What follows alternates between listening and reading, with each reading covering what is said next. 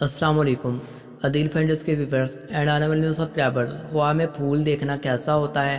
حضرت ابن سیرین رحمۃ اللہ فرماتے ہیں کہ خواہ میں پھول کا حکم دو قسم پر ہے، ایک درخت پر پھول کا ہونا اور دوسرے بے درخت کا ہونا، اور جس پھول کے لیے پتہ نہیں ہے اس کا دیکھنا صاحب خواب کے غم انداوے پر دلیل ہے،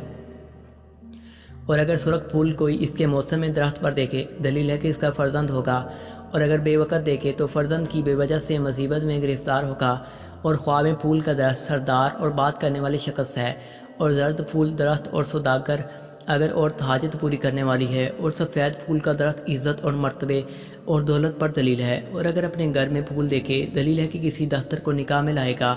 اور اگر اپنے گھر میں گل سدا برگ کو دیکھے دلیل ہے کہ فرزند کے سبب سے خوش ہوگا، اور اگر کئی طرح کے پھول کھلے ہوئے دیکھے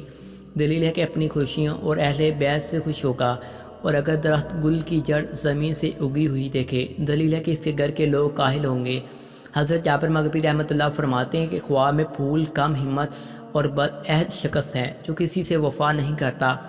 اور اگر دیکھے کہ کسی کو پھول دیا ہے یا ہاتھ سے گرایا ہے دلیل ہے کہ ایسے بے وفا شخص کی صحبت سے دور ہوگا۔ حضرت اسماعیل اشعث رحمۃ اللہ علیہ فرماتے ہیں کہ خواب میں پھول کھاتا ہے جو غائب سے اس کو ملے گا، اور یہ غائب شخص آئے گا۔ حضرت جعفر صادق علیہ السلام نے فرمایا ہے کہ پھول کا خواب میں دیکھنا 6 وجہ پر ہوتا ہے: فرزند پر، دوست، کم ہمت، کنیز، غلام، غائب کا گل قند۔ حضرت ابن سیرین رحمۃ اللہ فرماتے ہیں کہ خواب میں گل شکر یعنی گل قند دیکھنا کھائے گا جس کے مطابق غنیمت اور مال حلال پائے گا،